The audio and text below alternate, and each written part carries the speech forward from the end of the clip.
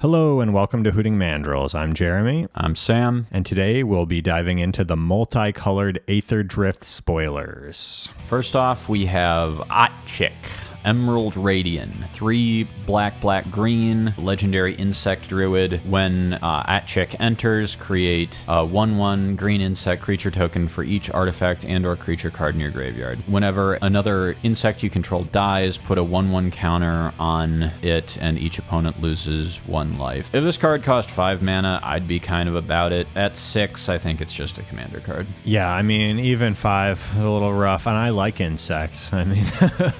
I think insects are cool in Magic. I don't know. But yeah, too expensive. Not really playable. Very good and limited. And like it doesn't even have that effect from the insects that it creates. Don't get to have the toxic ability off of your insects. So it's not even that fun. All right. Next up, we have Boom Scholar. Yeah, also, we have a couple of them. Yeah, Boom Scholar, also Rocketeer Boostbuggy. These are the Gruul Signpost uncommons for Aetherdrift Limited. They're a little clunky, but they both care about exhaust. If there's an exhaust deck, maybe one or the other could be a part of it. Boom Scholar is a 3/3 for 3 that reduces the cost of your other permanents' exhaust abilities, and also has its own exhaust 6, which puts 2 1/1 counters on it and gives all your creatures and vehicles trample. I mean, Boom Scholar the overrun is cool on Boom Scholar. My issue with Boom Scholar is that it doesn't really do anything with the best exhaust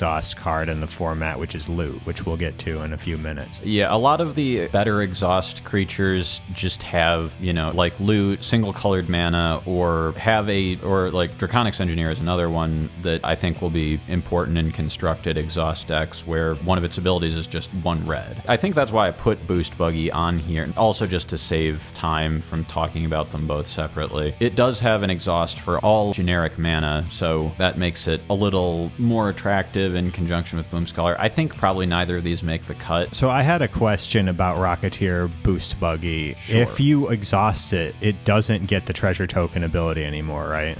No, it is still a vehicle. It is still a vehicle, even though it's a creature. Okay. It still makes a treasure whenever it attacks, once it has turned into a real boy forever. Okay, so you could still crew it. Yeah. That makes sense, yeah. Yeah, right. I think these probably don't make the cut unless you're in pretty weird version of the deck, maybe one where you're trying to accrue more value with something like Ranger's Refueler and draw a bunch of cards. I think these are just kind of a little too low card quality for constructed, but I could be wrong. Yeah, I was thinking along the same lines, honestly. Let's move on. Next up, we have Brightglass Gearhulk for 2 green, 2 white, 4/4 artifact creature construct. First strike trample. When this creature enters, you may search your library for up to 2 artifact, creature, and or enchantment cards with mana value 1 or less. Reveal them, put them in your hand, then shuffle. So that's kind of fun. I mean, doesn't die to go for the throat. It's a 4/4 first strike trample. Doesn't die to nowhere to run. Draws 2 cards. Draws 2 cards. There are many good cards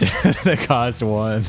Costing 1 mana. 0. And there are many good cards that cost 1 for reasons other than costing 1 is good. In Standard, you can find Plowpatch Recruit off this, which is sort of a 3-drop. If you're in an artifacty deck, which you might be, this is an artifact. You can find Teething Wormlet. Even in Standard, there's a removal spell that you can find with this in green-white in Duskrose Reliquary. There's a land you can find off this in Valgavoth's Lair. Older formats, 1-drops get better. This card gets worse, though. People have talked about it in like these green-white Birthing Ritual decks in Modern as the top end. Like you just find it off your Birthing Ritual, you get Guide Pride, and you're pretty happy with. Yeah, I mean, if you can get things like Shadow Spear, anything that you would get off your Urza Saga already, this card can get. So you're probably not playing this in a deck with Urza's Saga. No, but the same concept. Same concept, and it's a little more expansive than that. It blinks pretty well as also,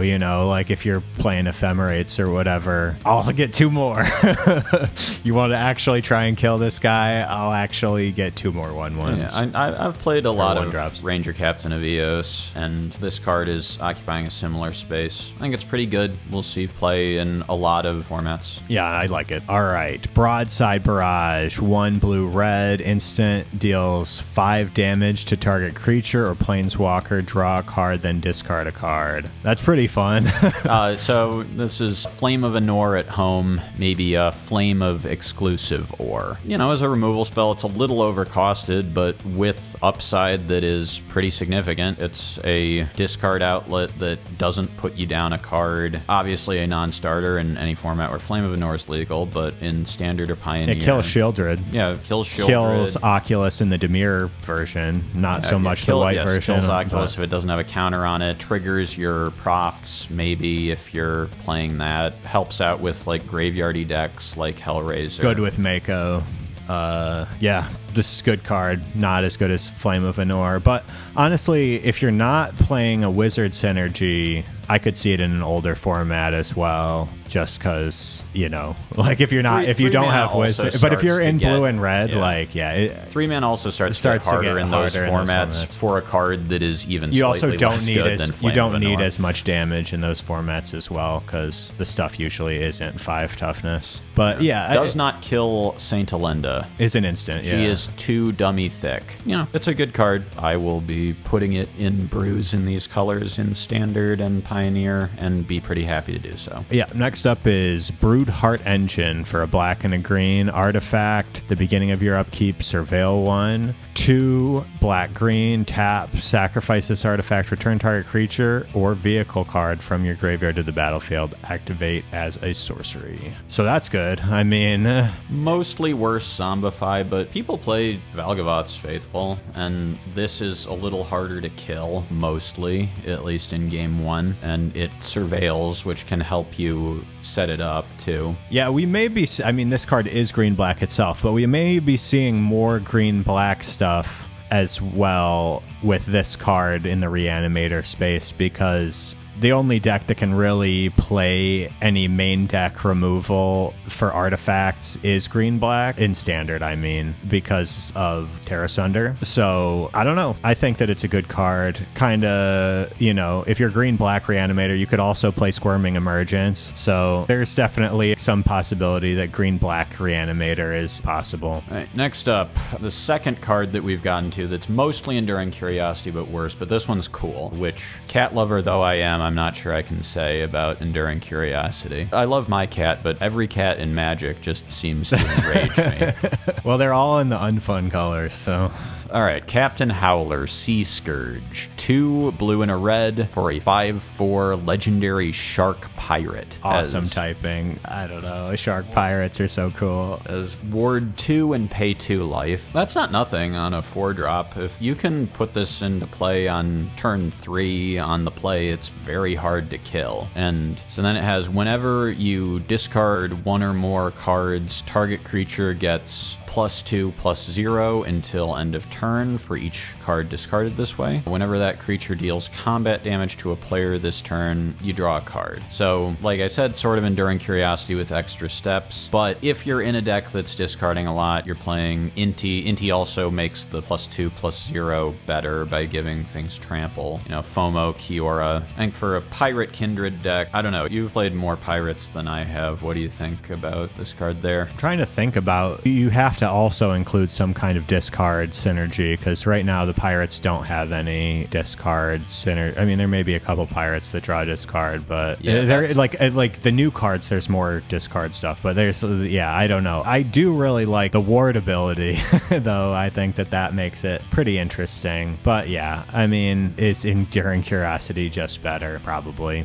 But there may be some instances where you want to play this guy in your discard draw deck, which I think think I tried to play it before all of these new cards, but with the new cards, I do think that a discard draw Prof to Eidetic Memory type deck is possible once again in Standard. It's a cool card at any rate. Yeah, I Hopefully like it. gets there. I think it's awesome. Hope that it's playable. We already have tools that are similar to this card. All right, so now we're going to talk about some green-white cards that are sort of in the same space. Caradora, a Heart of Alacria, and a Lagorin, Soul of Alacria. So Lagorin is a green and a white for a 1/1 flying beast mount. When it attacks while saddled, put a 1/1 counter on each of up to 2 target mounts and or vehicles, and it saddles for 1. So it starts off pretty small, but if it gets going, it's going to do some stuff in a mounts type deck. Then we have Caradora, is a legendary human knight. It's a 4/2. 4/2 for 4 is a little rough. But when it enters, you may search your library for a mount or vehicle, reveal it, put it in your hand, and then shuffle. And then it has the Hardened Scales effect for creatures and vehicles. You know, I think that Lagorin can have a role to play in some sort of mounts deck. Caradora, I'm less certain of because, you know, even if it replaces itself, your 4-drop dying to torch the tower is so bad. Yeah, no, I don't think this is playable. Maybe if you can play soup it up and fast enough. if you can but play it, like, like immediately torch the tower saddle. can do 3. So like, yeah, I mean, if you can get 2 1/1 counters on it. Like maybe if you can immediately saddle a Tumblewag with it, then we're sort of in business. That's But- so fragile. Both of these cards are very fragile. Yeah. I don't like this kind of stuff. I just don't think it's, you know, like, I'm kind of the opinion that creatures need to have haste or they're not good. It's not quite that serious, but it's on these cards it is. These cards both need haste to be good, and they don't have it. So I think that these are both duds. Probably fine to draft them, but I think green-white's probably going to be one of the weaker draft colors if I were a guesser, but I don't really speak on draft because I don't know. But I don't like them. I like the abilities. I think the abilities are cool, but the cards aren't good. That's my opinion. All right, next. All right, here's a card that's bad, but we're going to talk about it anyway because fringe playable and then some. Cloudspire Coordinator. This card's pretty good in limited. I think the last 2 are quite good in limited also. Anyway, I think this one's bad in constructed. When it enters Scry 2, it's a 3/1, and you can tap it to create X 1/1 colorless pilot tokens, where X is the number of mounts and or vehicles that enter the battlefield under your control this turn. The tokens saddle mounts and crew vehicles as though their power were 2 greater. In constructed, this is only playable as a dumb combo card. We did it. We broke Intruder Alarm. Not really. Intruder Alarm was pre-banned in Historic. There are better Intruder Alarm creatures. This thing has an added hoop of needing to get a mount or a vehicle into play on the same turn you're going off. This card is bad, but it does enough that kind of have to talk about it. Yeah, I mean, it's good in draft as well. But yeah, maybe you could. I don't think you really want to be trying this in Timeless, though, with this Intruder Alarm nonsense. So yeah. If you're playing Intruder Alarm combo in Timeless, probably also do yourself a favor and play whatever the shitty draft uncommon that does this without vehicles from March the Machines was. I mean, wouldn't Deeproot Pilgrimage or something? I don't know, but there are other better ways of doing this is the point. If you're playing like Jeskai vehicles in Commander, I guess go nuts. Next up, we have a more interesting card, Coalstone Gearhulk. 1, 2 black, 2 red, 5/4 Menace Death Touch. Artifact creature construct. When it enters, put target creature card with mana value 4 or less from a graveyard onto the battlefield under your control with a finality counter on it. That creature gains menace, death touch, and haste. And at the beginning of your end step, exile that creature. So they are really making sure that that thing stays gone after the turn you Gearhulk it. Yeah, I was a little underwhelmed by this card when I first saw it. 5 sure is more than 4, but I'm kind of coming around on it. It's pretty cute. It's hard to cast in a Grixis deck, but they found a way to cast Invoke Despair in Grixis when that was in Standard, and it was so good that they banned Invoke Despair. So maybe, like, there's cards like Kiora that are good at filling your graveyard, are also pretty good to bring back and attack once if your graveyard is full enough. There is, in this set, we'll talk about later, a Waxen Shape Thief, a 4-mana flash clone that cycles. Cycle this, play Gearhulk, bring it back, get another Gearhulk, bring something else back. That's a lot of damage. Yeah, I don't know. It seems good. If you're still if you still like the meme of trying to meld Mishra from back in the Brothers War before that rotates at the end of the year, this card is maybe a component there. None of the finality or Exile Forever stuff matters if you meld. Getting back Dragon Engine is also just a reasonable thing to do, and this is a better way to spend 5 mana getting it back and discarding your hand to draw 3 than unearthing it, because it leaves a 5/4 behind and also gives Death Touch to your Double Striker and Menace, which makes it harder for them to just chump it. Older formats, if you bring back Goblin Chain Whirler and give him Death Touch, that's hilarious. That's a board wipe. And, the thing about Rakdos and Pioneer is that nothing that you can stick in the Fable Shell is ever that bad. Is this good enough to be the best thing to be doing in the Fable Shell? Or do you want something more like the Slasher combo, which also works with Unholy Annex, or something like the Tree combo to try to have more game against the Overlord or Niv to Light decks that exist to prey on mid-range? I don't know. Maybe. But it's a thing you can try. It's a thing that seems fun. Hard to interact with your graveyard on turn 5 after sideboard. That's a long time to put down a Rest in Peace. That's also true. But I get it. Yeah, it's a cool card. I like it. I want it to be good. Another card that's sort of cute with Death Touch and leaves some stuff behind off of its ETB is Voldaren Thrillseeker. That is a lot more awkward than Chain Whirler because it costs 1 to fling it. So you're now talking about doing this on 6, but a thing with Death Touch, dealing damage to a target equal to its power, is decent. Yeah, I mean, it's a card. A little I'm expensive. Not sure. It's a little expensive. I'm not sure how good it is, but I find myself wanting to like it more than when I first saw it. I like it. I don't know that it's playable, but I think that the idea is cool. Here's a card that's not playable. Debris Beetle, 2 black-green for a 6/6 artifact vehicle. Trample. When this creature enters, each opponent loses 3 and you gain 3, crew 2. So Siege Rhino, but it's a vehicle. The thing about vehicles is that they're bad. Unless they're good. Yeah, they're bad unless they're good. Which this one is just a 6/6 trample. Yeah, Siege Rhino, helixing your opponent helps stabilize you. Blocking is also important to stabilizing you. This does not do that super well unless you have a creature to crew it. And all of the things that give vehicles haste are 2 separate colors from these 2 colors. So, or at least, yes. The one that gives vehicles haste is a red-blue, and the one that gives vehicles and mounts is a red-white. So you're not in the right colors. Sorry, Siege Rhino at home, but you're probably, it's just really good in draft, but... Yeah. Okay, here's a card that I think is sort of neat. Maybe a little underpowered, but sort of neat. Dune Drifter. X, white, and a black for a 3/3 vehicle. When it enters, return target artifact or creature card with mana value X or less from your graveyard to the battlefield. And it crews for 2. This is a little bit expensive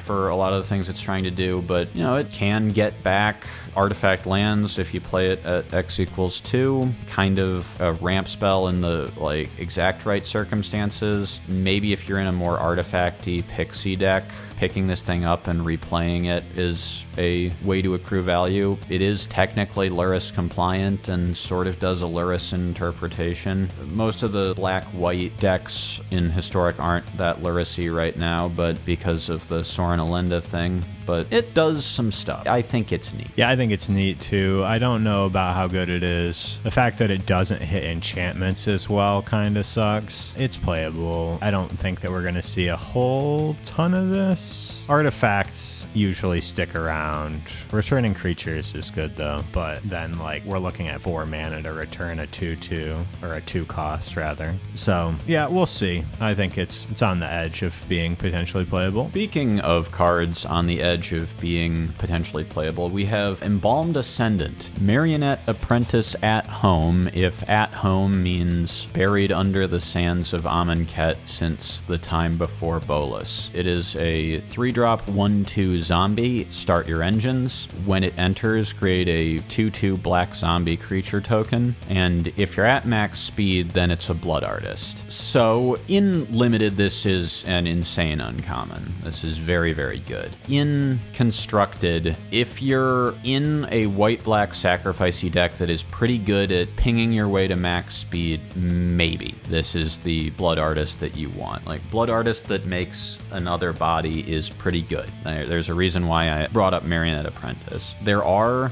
decent sacrificey 1-drops with Start Your Engines in black and white, Gas Guzzler and Nesting Bot. It's not impossible that this card gets there. I kind of suspect it probably won't. Yeah, I fear that Start Your Engines is a commander-only mechanic. I mean, draft, obviously, too, but, like, how often are we gonna be at full speed, you know?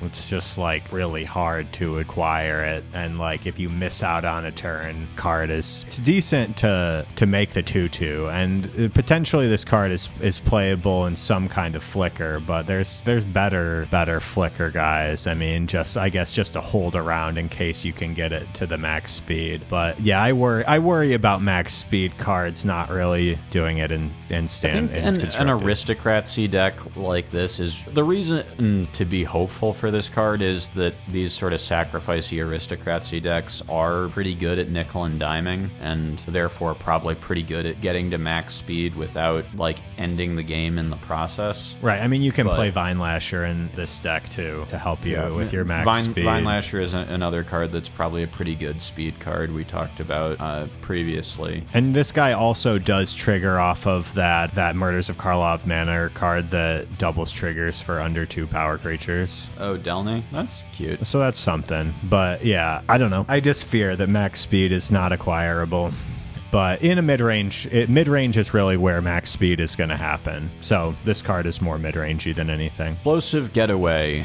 It's not just card advantage engines that are worse than Enduring Curiosity. It's also board wipes that are worse than Sunfall. Such is always the case. But 3 red and a white, sorcery, exile up to 1 target artifact or creature, return it to the battlefield under its owner's control at the beginning of the next end step, and then deal 4 damage to everything. So you blink one of your things out, Storm's Wrath, essentially, and then it blinks back in. You have to be in a really specific deck for this, and the juice has to be worth the squeeze for that deck. It's also damage. Yeah. Which is it's not even destroy. It is so, a like, much you can just, worse wrath than make Sunfall. things bigger, give them indestructible. There's a lot of ways around it. Wiping your board. It doesn't exile, so even like turn inside out gets its effect off. You know, it's just like this thing doesn't do anything. There's no reason to play this card. Sunfall is better. I mean, if you're really tuned up to a specific situation, why are you working so hard to play Explosive Getaway? Just play Sunfall and be the degenerate that you are. Next is Far Fortune End Boss. 2 black and a red for a 4/5. Start your engines. Whenever you attack, Far Fortune deals 1 damage to each opponent, and then at max speed, it doubles damage for sources you control. This is just worse than any other 4-drop that you would play, or any other 4-drop. Many of the other 4-drops that you wouldn't play in, like, any sort of Rakdos mid-range pile. Good and limited, not too much more to say about it. Agreed.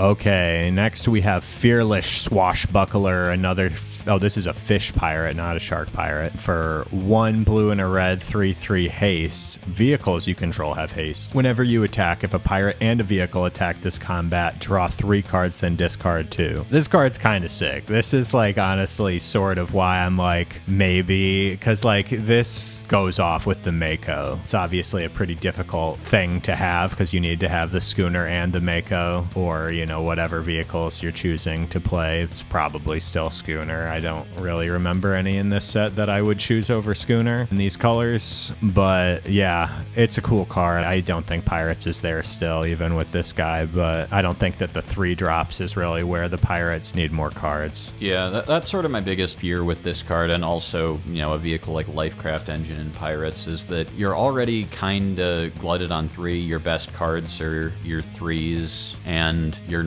in Standard where you can't play Collected Company. And we've both dreamt of Coco Pirates, where Crucius always finds Coco in Historic, but I tried it for a while. that's like not what the format is, even if ever it was about that. It really wasn't. So there's competition in the 3-drop slot. This card is cool, but we'll see. Yeah, I mean, it may be some kind of Prof-Sedetic combination with this card, I but don't it's know just that like this so many cards at that point that it's difficult. So this card's also awkward with Profs because it's after combat. It triggers on an that's attack. True. Actually, trigger. never mind. Yeah. This card sucks. All right, next up is a card that doesn't suck. Ketramose, the New Dawn, 1 white and a black. Legendary creature god, 4/4, menace, lifelink, indestructible. Ketramose can't attack or block unless there are 7 or more cards in exile. That's not the easiest thing to do necessarily in Standard. When 1 or more cards are put into exile from your graveyard and or the battlefield during your turn, you draw a card and lose a life. So what are you thinking here? How do you get there? How do you get all these cards in exile?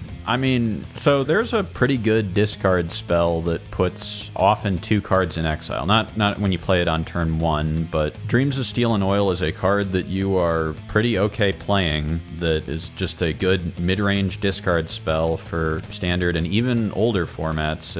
It does good things. It makes Flage go away forever, and it sometimes gets a card and makes a Flage in the graveyard go away forever. But like in Standard, this can be a sort of base level discard spell. We have removal that's pretty good that exiles. You always do in Standard. Anoint with Affliction. Sunfall. Yeah, you don't want to Sunfall with this thing in play, but if you Sunfall and then follow up with this thing, it's likely to be on. You have cards like Scooze that can put a bunch of cards in exile and also trigger it multiple times on a turn and also gain you life while it's doing it to offset the life loss. We have a card that I don't remember if I gave it a slide, I probably should have. Molt Tender, which is sort of a Deathrite Shaman at home, can mill and then can exile a card from your graveyard to add 1 mana of any color. Do you just main deck Rest in Peace with this guy? I mean, you could. If you just want to be... If you hate Oculus so much. The world's most diabolical hater and just...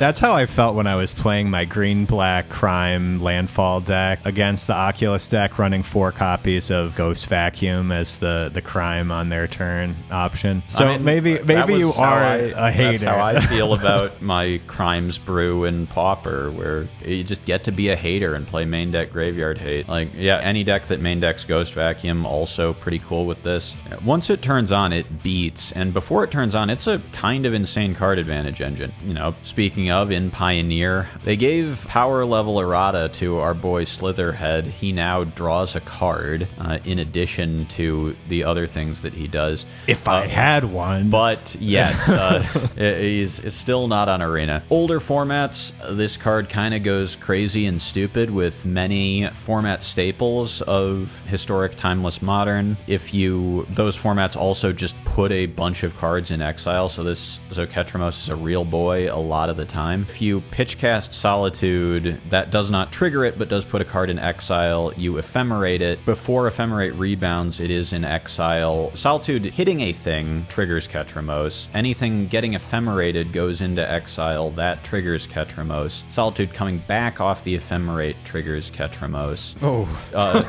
Jumping your frog exiles cards from your graveyard, triggers Ketramose. This card's cool. Yeah. And there's so many ways to put things in exile. A card that is interesting, but maybe flying a little too close to the sun, I think, with Ketramose is Necropotence. There are several things about Necropotence. It is really good at putting large numbers of cards into exile to turn Ketramose on. It does play well with 4/4 lifelinkers that are hard to kill, because they basically draw you 4 cards every time. It also they hit. Pitches to both your Grief and Solitude. It pitches to both Grief and Solitude. The problem with Ketramose in conjunction with Necro is that if you ever overdraw to the Necro, it just kills you. When you discard to hand size, that card will be exiled by your Necro. This will trigger Ketramose. You will draw a card and lose 1 life. You will go back to cleanup and discard again again and draw and lose a life until you either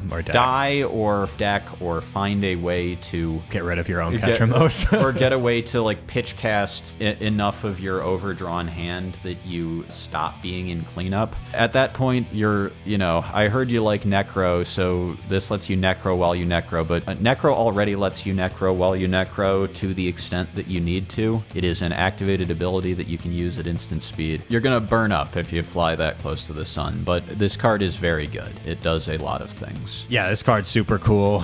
Definitely gonna see some play somewhere. Another card that'll see some play somewhere, probably. Kolodin, Triumph Caster. Red and a white, legendary human pilot, 2/3. Mounts and vehicles you control have haste. Whenever a mount you control enters, it becomes saddled until end of turn. Whenever a vehicle you control enters, it becomes an artifact creature until end of turn. We're talking about creatures need haste to be playable. Well, ask and you shall receive, at least for mounts and vehicles. Yeah, I think this card's sick. I think this card is so good, and it is one of the few things that makes me want to brew like a fully new deck out of this set. I think it's just absolutely great. As long as you can find, this deck has to have the right kinds of mounts, the right kinds of vehicles that don't care about who they crewed for the most part. And you're going to have to do some crewing after the turn they come in, but it's pretty good to just like play Seraphic Steed or Bronco.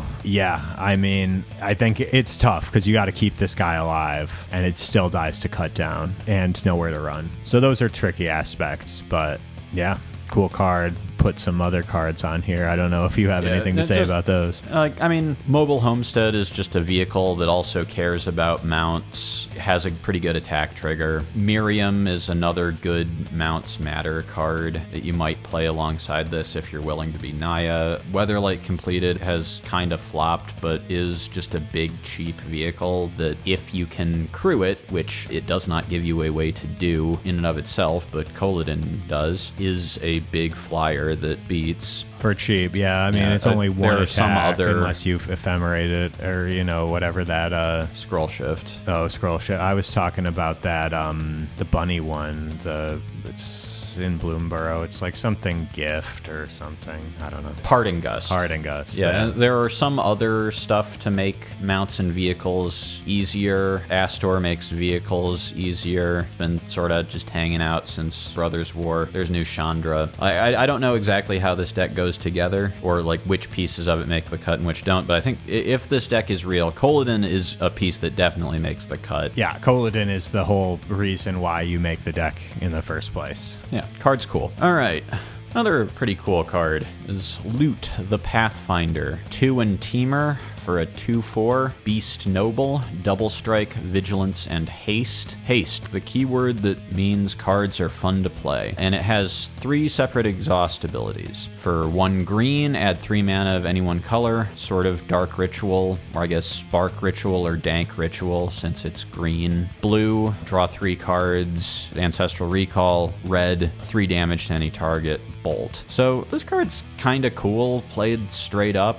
You run it out on 6, you attack if leaving up a red-blue land or something, and it's very hard to block it because the combination of first strike damage and a face-up bolt makes it awkward, and if they don't force you to use the bolt, you just Ancestral Recall. Drawing 3 cards is powerful. It's also sort of neat going under a Soul Cauldron, giving all your dudes all of these abilities for as long as they stay alive, even if they're only 1 shot each per guy. Yeah, it's a little expensive, a little awkward in some ways, but I think this card's pretty good. There's also a green card in this set that lets you do your exhaust abilities every turn, once a turn, instead of just once. Oh yeah, I didn't put that card on this sheet. Yeah, I did not think I thought it was sort of a limited card. Maybe I should before we get to green. My idea is that you can Agatha Soul Cauldron and then have all your creatures lightning bolt every turn or whatever, you could draw 3 cards, whatever, however you want to win the game. I am definitely excited about some sort of dedicated exhaust deck as an archetype.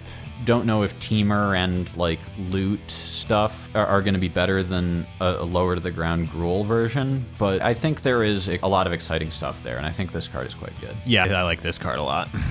All right, another card I like a lot, Mendicant Core Guidelight for a white and a blue. It is a legendary creature, artifact robot. Its power is equal to the number of artifacts control, 3 toughness. It starts your engines. Max speed, whenever you cast an artifact spell, you may pay 1 if you do copy it. So this guy is kind of a beater. I mean, just like if you're playing a ton of artifacts, he's got big power. If you make it to max speed, that's a busted ability. Like, it's not like one of those max speed cards that relies on it, I guess, is why I like it more than some of the others. If you get to max speed, that's additionally just a busted ability, but just like a huge beater. I mean, it still dies to, nowhere to run, unfortunately, but it stops dying to cut down when you get to 3 artifacts. And it doesn't die to go for the throat. That's true. So, and it is an artifact itself. So you only need 2 other artifacts and you're golden on this card. I think it's cool. I like it. Yeah, I mean, there's artifact stuff going on in Standard. This is one of those cards that, like, maybe gets just better the further back you go. Pioneer, you have access to cards like Portable Hole, Patchwork Automaton, a little bit like more efficient artifact stuff and a little bit more payoffs to get going. This might just be a card that's randomly really good in Vintage, which you get like one of every Standard set. It pitches to Force of Will, and Solitude. Vintage when you Solitude's not as important, but I don't think. But when you don't just get Vintage, from what I can tell of the format, it does get like really chip shotty of just like poking in for a little or like pinging with a Flesh Raker or whatever. And then when you get to max speed, there are many artifact spells in Vintage that are worth copying. From the Vintage stuff that I've seen, a lot of it is like attacking with 3/3s and stuff. So like I could see hitting over enough turns to make it get there. I don't know if that's in the artifact stuff. I don't watch enough Vintage for that, but I think this card's sick. I think that it's good down the line. I think that there is going to be an artifact Standard deck now. I think that there is going to be any format you can play this card, I think, and it'll be pretty good. Another thing that triggers max speed in older formats is making your opponent force something. There's a damage.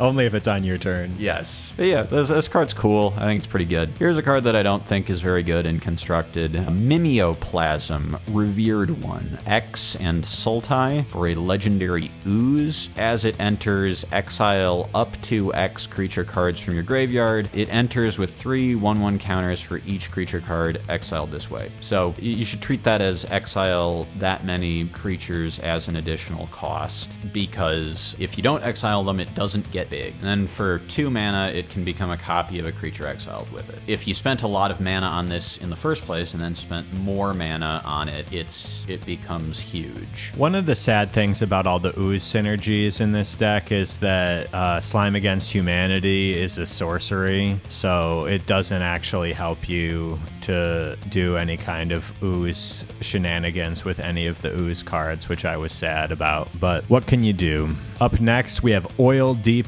Gearhulk for 2 blue, 2 black, 4/4 artifact creature construct, lifelink ward 1. When this creature enters, look at target player's hand. You may choose a card from it. If you do, that player discards that card, then draws a card. So this is sort of like Vendilion Click, but because it is at sorcery speed, it doesn't work with a lot of the like extra draw punishers that you might want to play with Vendilion Click. A card like Vendilion Click in Standard and Pioneer, it doesn't bump up against Narset unless they've already drawn during your turn. It doesn't trigger your Fairy Mastermind by clicking them. It still might disrupt their hand in a meaningful way, but it doesn't do that. To me, it feels a little worse than Cruel Claw Heist, which sees almost no play in Standard already. Yeah, this does come with a body. It has, well the Cruel Claw Heist can let gets you play a card back, so if you gift. That's honestly a pretty interesting comparison. Maybe you can also click yourself, and if if you have graveyard synergies, maybe you're some sort of Oh yeah, you can reanimator choose deck. yourself. Yeah, you could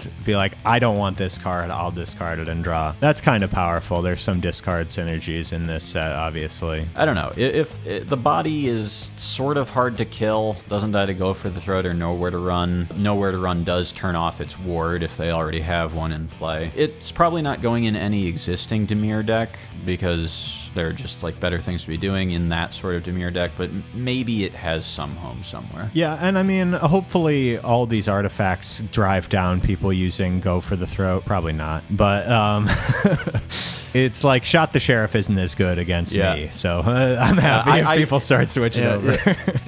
I mean, I love putting Aquid images on these slides. I wanted to find one for the My Car Has Been Shot thing, but I just didn't think people would be switching over to Shoot the Sheriff, so I didn't. Yeah, no, they're not going to be doing that. I'm being falsely hopeful. All right, another Gearhulk, Pyrewood Gearhulk. 2 red, 2 green, 7/7 artifact creature construct, vigilance, menace. When this creature enters, other creatures you control get +2/+2 and gain vigilance and menace until the end of the turn. Damage can't be prevented this turn. I mean, yeah, it's just 1,000,000 mana, completely. I guess you could, yeah, it is you could find it off repurposing Bay, I guess. Yeah, I think this is mostly clunky. It's kind of like Endray's Forerunners. It does not itself have haste. Vigilance is, I mean, oh, nice. I can block. Menace is good, but is giving everything +2/+2 and menace like going to kill your opponent? I'm not sure. At 6, it does pod off of repurposing Bay. There's some good stuff to pod off of from 5. You know, a card like the Mightstone and Weakstone, which is like kind of a respectable like removal or draw spell that then taps to produce the mana to pod off of it. There's also a 5-drop affinity creature in blue. I don't know. You need to be in a very specific deck to care though about podding or shape anewing in older in like modern into this. You need to be pretty wide to where putting this in play is actually going to kill your opponent, and then you need to have a way to cheat it out. I think mostly it's kind of bad. Unplayable, yeah. It doesn't seem great to me. Okay, up next we have Redshift Rocketeer Chief. This card's kind of fun, honestly. It's red and a green for a 2/3 with vigilance. Tap, add X mana of any one color where X is Redshift's power. Spend this mana only to activate abilities. And then it has an exhaust for 10, a red and a green. Put any number of permanent cards from your hand onto the battlefield. That's kind of cute. I don't know. Yeah, I think the exhaust ability is mostly a commander thing, but shave that line of text off. It's a 2/3 for 2 with vigilance and a ability that produces 2 mana at its baseline and maybe more. You know, good in Bard class is sort of a meme at this point because they just keep printing legendary creatures for red and a green. But I think this card's pretty good in Bard class. It produces mana to level up your Bard class and do other Bard classy things. If you have the Bard class in play already, it comes down a little bigger and produces a little bit more mana. Yeah, I think that this might be some kind of Innkeeper's Talent type deck or something. Some like counters matter type stuff. The exhaust, a little bit of, you know, it's kind of just like a non-bow with how you would want to build the rest of your deck. And obviously putting a bunch of counters on this guy kind of risky, but I do like Innkeeper's Talent. Like, it's good at leveling it up. It's good at ramping you regardless. Like, it protects him and makes him produce more mana. That's cool. But yeah, I don't know. I think that this guy is fun. Maybe some kind of Innkeeper's Talent, Bristly Bill, Ozolith, cards that potentially could be good alongside this guy. Let's move on though to another Gearhulk. This is Riptide Gearhulk for 1, 2 white, 2 blue, artifact creature construct, 2/5, double strike, prowess. When this creature enters, for each opponent, put up to 1 target non-land permanent that player controls into its owner's library, 3rd from the top. So, I mean, it's 5 mana. 5 is a large number of mana, but it does come down, remove something. A way that I've heard people talk about this as bad removal, but like tucking is. You'll never good see it again. Yeah. 3 turns is forever, and no death triggers. Indestructible, once again, is flavor text in Standard, and if you don't kill this thing, there's a reasonable chance that it's going to kill you. Double Strike Prowess is not necessarily a joke. It doesn't come back off Helping Hand, so the decks that are most interested in it as a prowess threat, the Oculus decks, aren't that super happy viable with it. Maybe you play it sort of like they sometimes do with Monastery Mentor as a juke because you can't beat Graveyard Hate. Maybe you can scroll shift it and tuck more things. I don't know. It might just be a commander card, but it's also possible that you will look at it on the other side of the screen in a month's time and just groan because your best creature is gone and you are either being 2-for-1'd or just being defeated. I could kind of see it as a control finisher more so as well, where you just sort of have this card in your deck and then you have a bunch of removal and board wipes and stuff, and then you just... You need to have enough wheel spinning to actually make the Double Strike Prowess good, and there isn't really a hard control deck in Standard right now, but yeah, it could be something like that also. Yeah, but yeah, it's a little tough. We did talk about this card already. Yeah, I guess I did decide it was worth its own slide for some reason. Okay, so Rocketeer Boostbuggy, 3/2 vehicle. I guess I put it on the other slide because it was the best exhaustibility I could find to reduce cost on. 3/2, when it attacks, it makes a treasure. It crews for 1, and it exhausts for 3, puts a 1/1 counter on it, and turns it into a real boy forever. Yeah, I mean, that's about it. It's it's a cheap vehicle with a decent attack trigger. It's maybe kind of nice with survivor effects. There's only one good survivor effect, though. That's true, and it's white, which I was talking about the green one. Yeah, there's only one good survivor effect that you would care about this card for. The actual good survivor effect is one that you just play some 3-mana vehicle that ramps you, and you're happy with that. And don't play this. I mean, this could ramp you, but it's a little more finicky and dangerous to be doing all that. Yep, this card, we already talked about it. We're good.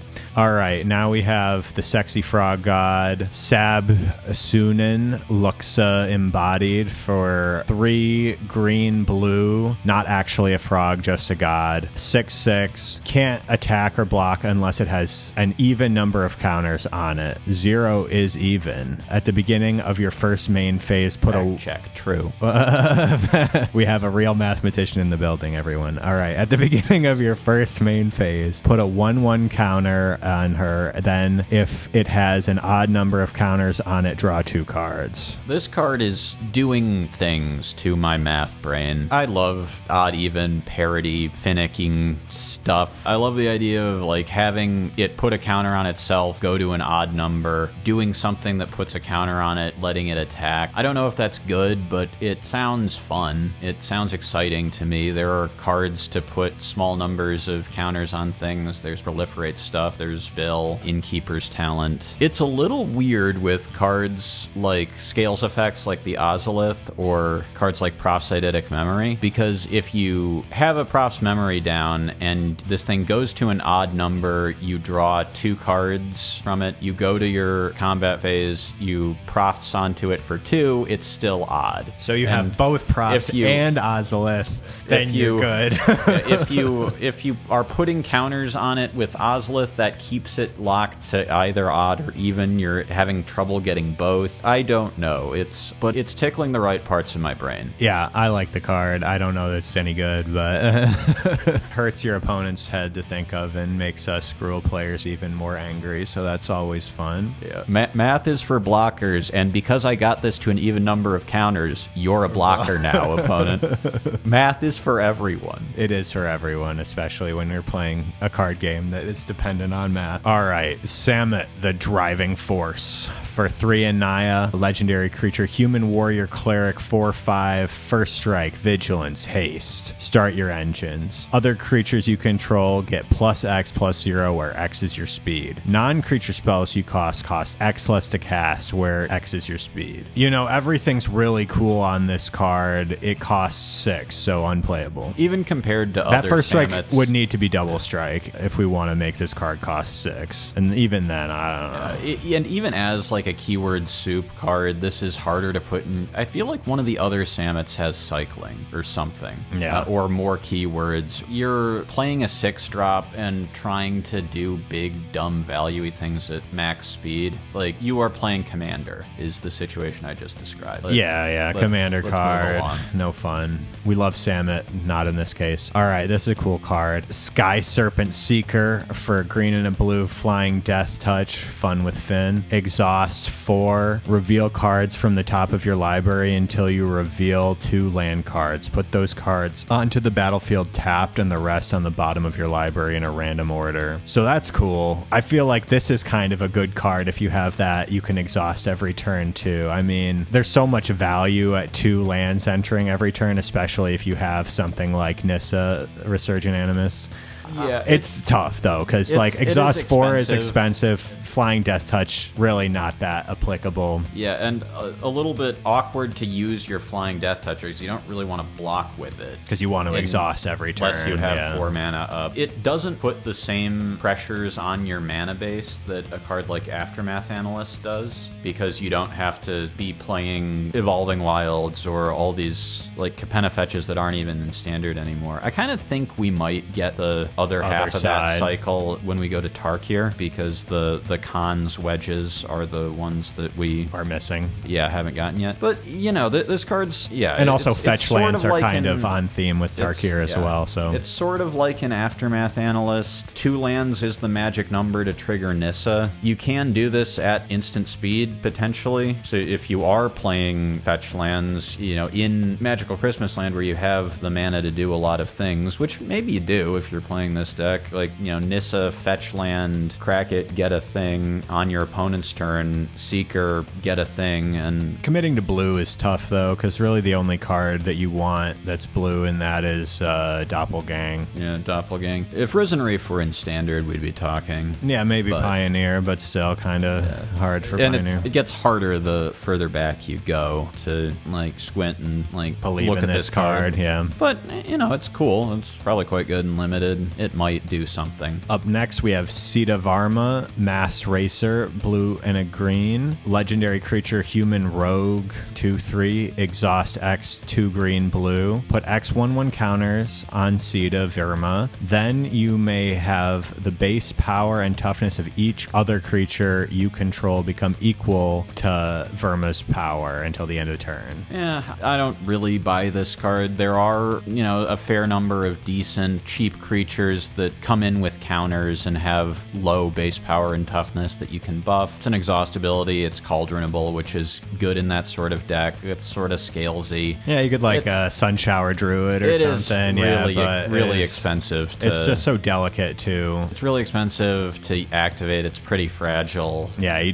get. It's blue, which removed. is being blue is again drawing you into a color that you don't necessarily want to be in for a scalesy deck in Standard or Pioneer. Yeah, once again, I keep talking about this card that you didn't put on any of the slides. But yeah, if you can do this every single turn, then I guess we're talking. But once again, really finicky, really dangerous, really just like hard to pull off. And like, we still don't have Spell Pierce in Standard, so blue. Oh, yes, we do. Spell Pierce is coming back with Aetherdrift. Oh, okay. Someone didn't look at all the spoilers. Someone is me. So we do have Spell Pierce, so we're a little bit better at protecting in blue now. We don't just have Shore Up and Tyvar Stand and stuff for a blue-green deck. So who knows? Still kind of finicky. Okay. Here's a card that is probably just a good draft uncommon, but I'm not smart enough to know what's good in Otters. So if you see CFT Soak and Jason Yee giggling about this card in the coming weeks, I guess I have peered through the veil into some aspect of the Team Sanctum brain. The only 2 people smart enough to play this deck might like this card. But yes. The rest of us mere mortals can't figure it out. At the beginning of your end step, untap each creature you control. It does Enduring Vitality things.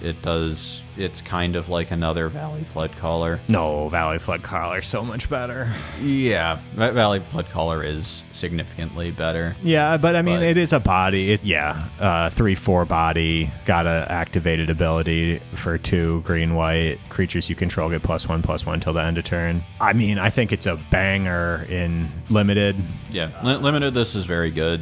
I don't know. If you're trying to play a green-white creatures deck, this card could honestly be pretty good in just like a regular old deck. It's got a good body. It like helps you do damage to your red opponent without like risking death tapping out against them. I could see it being played even as a sideboard card, just as like, because Vitality, or not Vitality, the Eldraine card that untaps and gives 1/1 counters costs 5. You get the 2/2 first, but Virtue. Loyalty. Yeah. So that card, it's kind of comparable to that card, I guess, as well. I think it's going to be playable. All right, next is Voyage Home. 5 white and a blue, sorcery, affinity for artifacts. Draw 3 cards and gain 3 life. This is sort of a thought cast certainly for Standard and Pioneer. If you can get enough affinity going, this is very good. Even in formats where Thoughtcast is legal, an extra mana for an extra card and 3 life is pretty reasonable. You might just play both. There are only so many Thoughtcasts that you can play, and Historic and Modern have both Thoughtcast and Thought Monitor in them. But Thought Monitor being a creature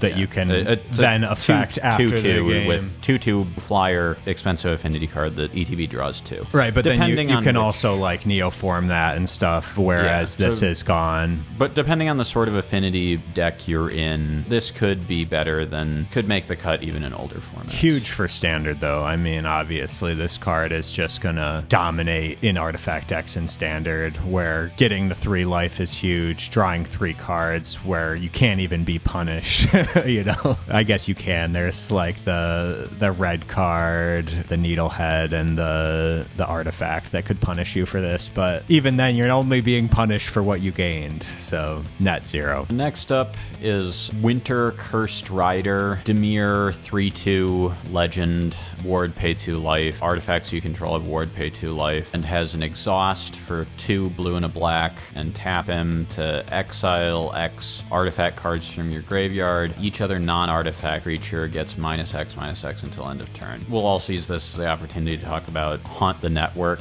Choose target opponent, create 2 1/1 colorless Thopter artifact creature tokens with flying. Then the chosen player loses X life and you gain X life, where X is the number of artifacts you control. So this is sort of a look at the blue-black draft archetype for Aetherdrift. Artifacty control deck with this Haunt the Network card as a finisher. I am a little skeptical that it ports over to being a real Standard deck, but there are things that are artifacts and also mill you to maybe set up Winter as a board wipe, being able to just put this board wipe ability on something with Cauldron and make a Mirrex token, put Winter under a Cauldron, and then on your turn just send it is maybe okay. Like, there are artifacts that mill you, go to the graveyard, set Winter up. Maybe. I am not super hopeful about it, but I'm also not the person to be building this deck. So. I think that there may be an Esper Standard or potentially Mardu Standard, or sorry, maybe Grixis. Yeah, I don't know. If the colors that we're looking at for artifacts are blue-white, obviously. Those have all the new artifact cards that are good and many of the old ones. Black has the kill spell vehicle, and